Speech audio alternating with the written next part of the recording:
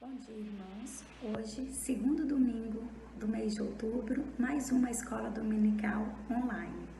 Que a paz e o amor do nosso querido Deus esteja com você e com todo o seu lar. Eu vou fazer a leitura do Salmo número 150. Aleluia!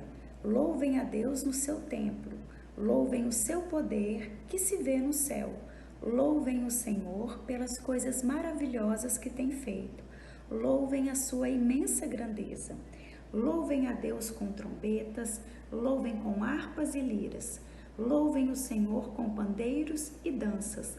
Louvem com harpas e flautas. Louvem a Deus com pratos musicais. Louvem bem alto com pratos sonoros. Todos os seres vivos louvem o Senhor. Aleluia. E nós entoaremos juntamente com a família da nossa querida irmã Marta, Lelo e Daniel. Cante agora mesmo a Cristo, cante uma canção de amor.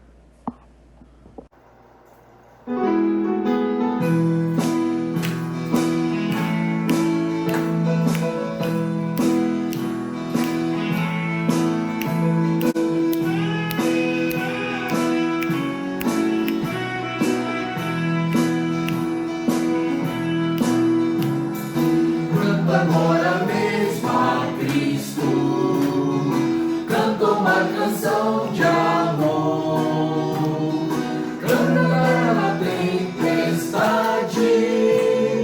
canta o som de esplendor, canta as bênçãos desta vida, canta sobre o céu então, canta bem cedo.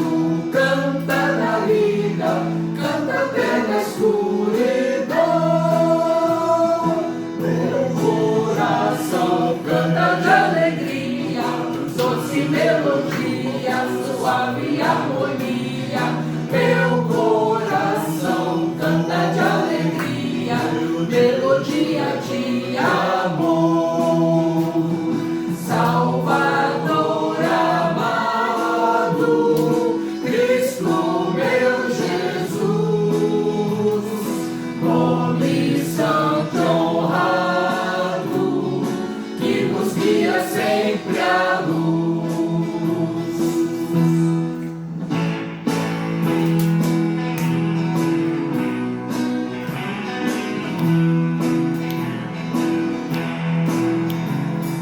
Canta agora mesmo a Cristo, canta uma canção de amor, canta até na tempestade, canta o sol de esplendor, canta as bênçãos desta vida, canta sobre o céu então, canta bem cedo, canta na lida, canta até na escuridão.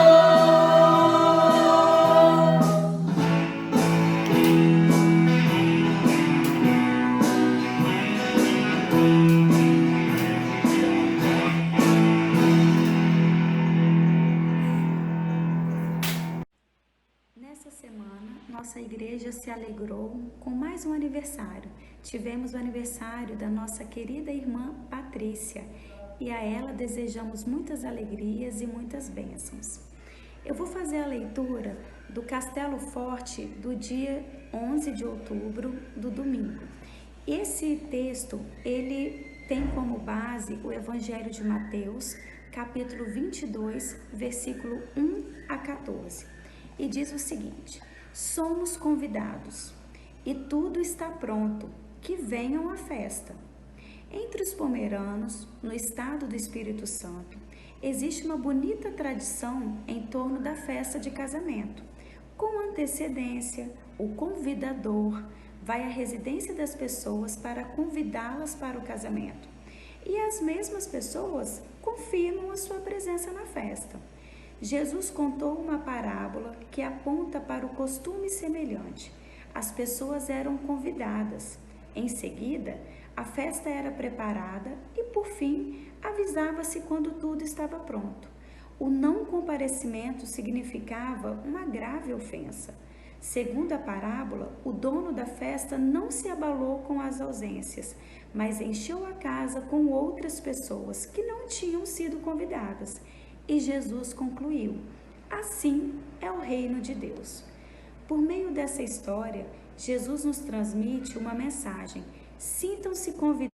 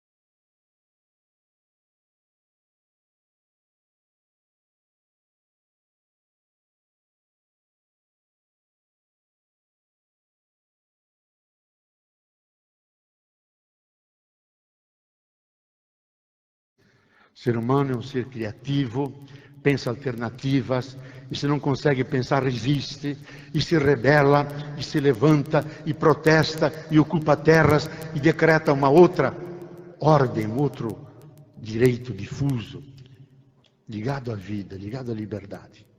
E não esse que enquadra, que privilegia, que diz, essa é a norma, isso é correto, isso é constitucional.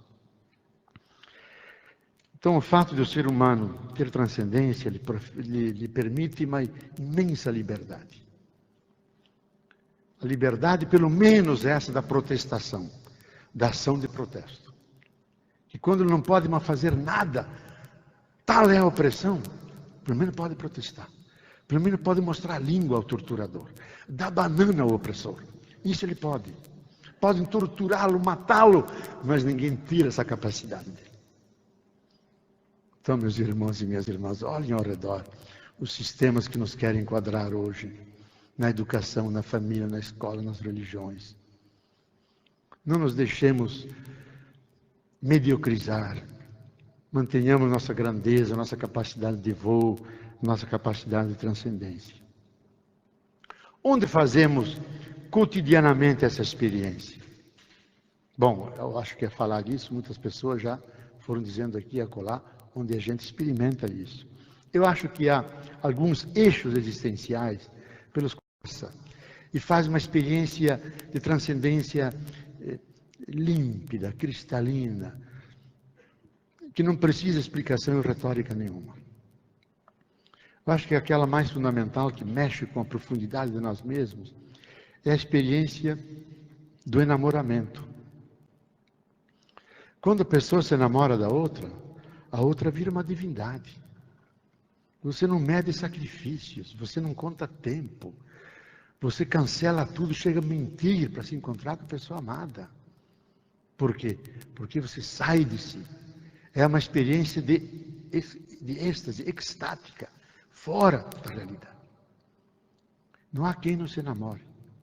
Machado de Assis, quando descreve a Capitu, e ela teve a experiência de namoramento, disso, um outro universo emergiu nela, sentiu a seiva da vida, mudou a sua consciência. Então, é uma experiência de transcendência, experiência do encontro erótico, da intimidade sexual entre duas pessoas que se namoram e se amam. Um se perde para dentro do outro, esquece o tempo. Tem uma experiência mística, por isso todos os místicos, quando estão no auge do seu enamoramento com Deus, falam do esponsal. O amado na amada transformado. Porque é a suprema salto na direção do outro, uma fusão. É uma experiência que os seres humanos fazem. Toda essa experiência da intimidade, da erótica. Bom, tem a sua patologia, nós vamos logo ver disso também. E tem aquela bem popular. E o que fazemos no cotidiano da cultura popular, que é uma cultura massacrada, do salário mínimo, da destruição do horizonte utópico, da expectativa que no fundo nada vai mudar. Mas quando chega o dia que seu time vai jogar, e que ele vai para o Maracanã, aí ninguém aguenta ele. Ele freme, ele treme, ele não dorme. Eu conheço um que até chega a dormir, porque o tempo passa mais ligeiro para ver meu time jogar. E quando vê fazendo os gols, é um salto para a transcendência, é o delírio, é o canto, é um abraço. E quando for o carnaval, então, e a sua escola desfile e ganha, se ele tem arma e não tem foguete, ele joga, ele dá tiros no ar. Tal é a experiência de saída de si mesmo. Olha, eu dei uma entrevistinha no jornal aí, e talvez nem todo mundo leu. E eu, quando li no jornal, digo, aqui estava preparando o tema, digo, aqui temos uma experiência dupla de transcendência. Quando esses pobres sem terra de favelas, que nunca tinham estado num shopping, resolveram se organizar, visitar um shopping, nada de assaltar, de fazer confusão, nada disso. Vamos visitar um shopping. Na pobreza que eles estão. Descalços, sujos, roupas, gente mal cheirosa, aquilo que é a cultura da miséria. Não é nem pobreza, e foram. No shopping Rio Sul. E aí se deu a experiência de uma dupla transcendência. Eles ficaram encantados. Um oásis de consumo. Uma beleza, não tem contradições, uma loja mais bela que a outra. Um entrou e experimentou a roupa, que coisa bonita. Aquele mundo encantado do consumo. Nunca tinham visto isso. Se há um paraíso terrenal, o shopping realiza isso. Só que realiza para alguns. Então tiveram uma experiência fantástica. E os donos das lojas e aqueles que frequentam o shopping, outra experiência de transcendência. E como é que é possível que esses vêm para cá? Alguns fecharam as lojas. Vão nos assaltar, vão nos roubar. E eles nada disso, só queriam visitar. Então, outros também, eles são ETs que vieram de outros planetas, outros continentes. E entraram nesse continente fechado do moderno consumo, eles não cabem aqui. Eles são os zeros econômicos, não são nem consumidores, não contam na contabilidade nacional. E estão aqui. Então, transcendência ocorre nessas experiências, que são, eu diria, quase experiências do cotidiano, banal do nosso dia a dia. Para uma cultura um pouco mais elevada, e ler um livro do Alcione Araújo, um teatro dele, tem outra experiência de transcendência, de beleza, de enlevo. Ou ver uma grande artista, um filme, eu quando já vi 3 vezes A Vida é Bela, e puxa, uma experiência fantástica, na contradição de uma criança que sonha, vive transcendendo e ganhar como presente um tanque, aquele horror do nazismo, do campo de concentração. É uma experiência de transcendência no transfundo da negação de toda a dignidade humana. Então a pessoa tem um enlevo, sai enriquecida dessa experiência. Ou quando encontra uma pessoa, e às vezes acontece, você está numa crise existencial, perdido no teu caminho, encontra uma pessoa que tem palavras seminais, te acende uma luz, te coloca a mão no ombro, te mostra um caminho, não como um mestre que diz vá por aí, mas desperta o mestre escondido em você e te ajuda a definir um caminho. Você tem uma experiência de transcendência e de encantamento, de veneração por essa pessoa que se transforma em um mestre, um herói interior. Eu, há 2 anos, quando fui visitar o Dom Helder, éramos muito amigos, e marcamos 10 horas, e fui para lá. E cheguei e a freira me disse, olha, o Dom Helder estava muito cansado e ele foi dormir. Mas se você quiser, eu te mostro ele dormindo. E eu fui lá. Fiquei 10 minutos, 15 minutos, eu acho, contemplando aquele passarinho dormindo, com o seu habitinho branco. Parecia um Gandhi com as canelinhas de fora finas, suspirando profundo. E eu fiquei enlevado, porque saía tanta irradiação, tanta leveza, tanta santidade, tanta transcendência, que era algo do outro mundo que estava aí. Eu me persignei, fiz a reverência indiana, saí de fininho e disse, olha, foi o diálogo mais profundo que tive com o Dom Helder, entre tantos que tive com ele. Essa imagem quero guardar dele. O sono de um profeta, de um Gandhi, de um anjo da paz. São pessoas iluminadas. Cada um de nós tem pessoas iluminadas. É talvez o vovô, a vovó. É um tio, sofreu muito.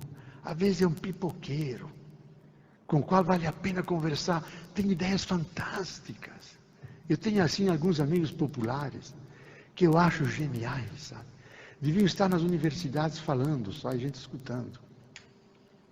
O grande filósofo Martin Heidegger, eu considero o maior filósofo do século passado. Apesar do nazismo dele, assim, espera aí, né? A Rose também está me perturbando aí. Ele não quis sair de Friburgo, que é uma cidadezinha pequenininha, porque os grandes amigos dele, os interlocutores da filosofia, eram camponeses, lenhadores da floresta negra, com quem ele tinha grandes diálogos. Ele diz, aqui estão os pré-socráticos, aqueles do pensamento originário, que não estão na metafísica da igreja, nem na metafísica das universidades, estão no chão da vida em grau zero, colados à realidade. Diz, aqui eu me alimento. Diz, não vou a Berlim, fico aqui. Escreveu um belíssimo texto, diz, por que fiquei na província? Porque o filósofo vive da transcendência, encontrou, identificou a fonte de onde para ele germinava a transcendência. Agora, há uma pseudo-transcendência também, sabe? Uma pseudo-transcendência que nós vivemos demais hoje também. Eu acho que todo esse universo do marketing, do showbiz, do negócio, do entretenimento mundial, nacional. Eu vou deixar para ele falar, porque é o campo dele. Eu acho que são os campos onde você produz experiência de transcendência. As menininhas ficam loucas quando vem um artista de televisão aí e podem tocá-lo. As meninas deliram quando vem a Xuxa. A Xuxa é uma fonte de transcendência. E quando o Padre Rossi canta, os cristãos deliram. Baixou o Espírito Santo neles. Eu acho que são experiências de transcendência. E a maior de todas essas experiências é a droga. Como droga pode ser religião, pode ser a arte, pode ser o cinema. A droga, ela permite uma viagem fantástica. Você rompe todos os limites, te dá o sentimento de onipotência e você voa. problema da droga não é a viagem, é a volta da viagem. Que você não aguenta mais o cotidiano. Cotidiano que é imanência, que é gris, que é chata, que tem que trabalhar, tem que levantar, tem que seguir horários, tem que pagar contas. É muito melhor viajar. Então eu acho que o critério para saber se a transcendência é boa, potencia o ser humano ou diminui, é perguntar em que medida essa experiência te ajuda a enriquecer o teu cotidiano, assumir o cotidiano. Se ela representa fuga do cotidiano, álibi para o cotidiano, se ela é um endeusamento, uma fetichização da realidade, um encontro com a realidade que alarga as dimensões do teu coração, te dá uma experiência mais profunda do ser, ou você depois dessa experiência sai mais empobrecido, frustrado e volta ao cotidiano sem energia para enfrentá-lo com grandeza, porque o cotidiano nós habitamos não só poeticamente o mundo, habitamos prosaicamente o mundo, assim como ele tem que ser levado avante. Então as pseudo-transcendências, elas exploram essa dimensão do ser humano, mas não lhe dão a experiência de uma plenitude duradoura. A droga, não é a droga que faz a experiência da viagem, é a química. Outra coisa é uma viagem feita a partir de um trabalho de busca da sua identidade, um caminho espiritual mais longo, onde você conquista passo a passo os demônios que estão dentro de você, não os recalca, nem corta os chifres dele, mas os domestica, canaliza a energia poderosa deles para o teu crescimento, para você ter mais uma experiência global da realidade, permitindo que a luz ilumine as trevas, que a tua parte sã cure a parte doentia. Então essa experiência de transcendência é fecunda. E como nós somos seres desejantes, talvez essa é a experiência mais imediata de nós, coisa que já Aristóteles viu e Freud colocou como eixo fundamental para entender como é que funciona o motor interno humano. A nossa estrutura de base é uma estrutura de desejo. Nós somos seres desejantes. E a dinâmica do desejo é ela não ter limite. Porque nós não desejamos só isso e aquilo. Desejamos tudo. Desejamos a imortalidade. Não queremos só viver muito, mas queremos viver sempre. E nos frustramos porque, lógico, o princípio da realidade nos mostra que somos mortais. E que vamos morrendo devagarzinho em prestações cada dia até acabar de morrer. Mas o nosso desejo, ele é sempre virgem. Sempre quer viver, quer prolongar, quer transcender. E a grande chave da pseudo-transcendência é manipular nossa estrutura de desejo. É canalizar toda a nossa potencialidade de desejo numa coisa, e confundir essa coisa como se fosse a totalidade da realidade. Quem vê a propaganda do cigarro Marlboro é um sacramento da Igreja Católica que age ex opere operato. Porque quem fuma Marlboro está entre as mulheres mais esplêndidas, numa Ferrari luzidia, em paisagens soberbas. Só com fumar o Marlboro você tem essa experiência. Pura mentira. As meninas bonitas não querem saber de fumo. Eles não querem saber que você me fume perto. Os carros Ferrari é fruto da lavagem de dólar da droga. E essas experiências, essas paisagens belíssimas, são só no imaginário. Não te produzem nada. Te dão uma ilusão, manipula. Mas o grave é isso, que permite a ilusão do desejo, identificado com o objeto.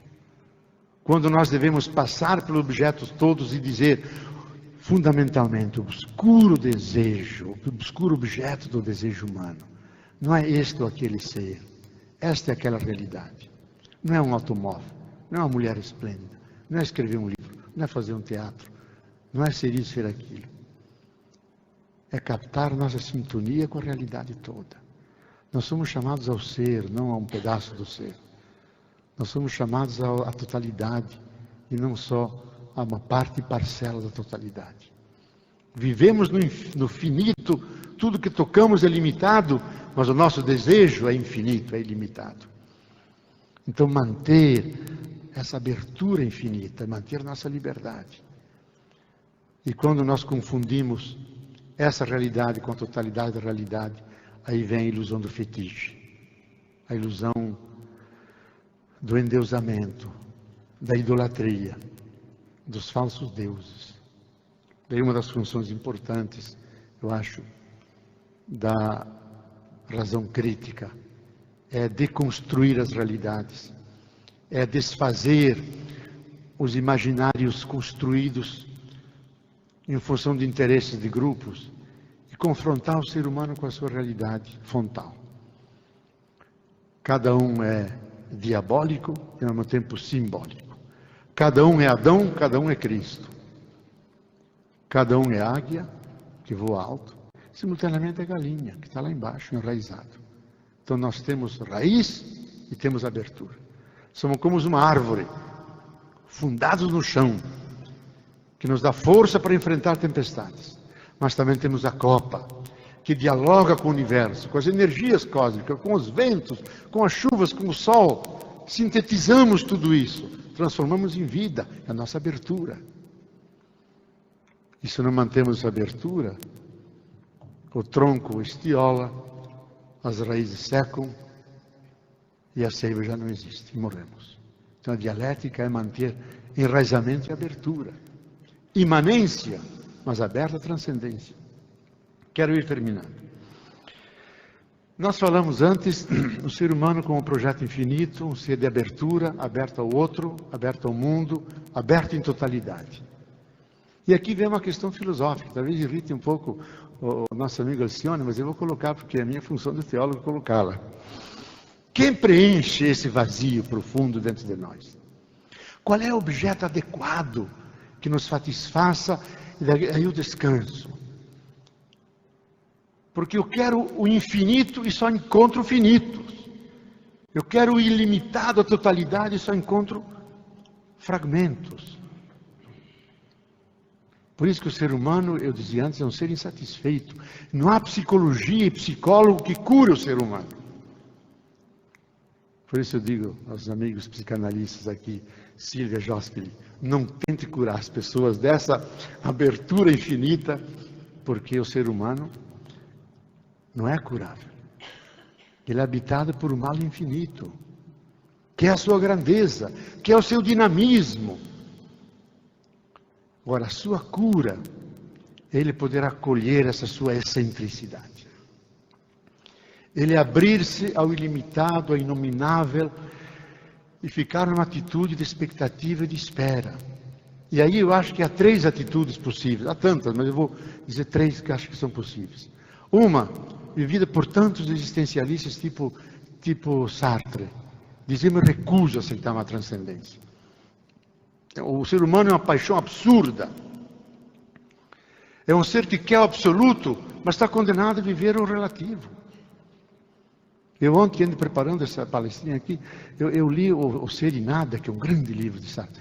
A 3ª parte tem um capítulo inteiro sobre transcendência. Eu vou ver o que ele diz. Ele diz exatamente o que estou dizendo aqui.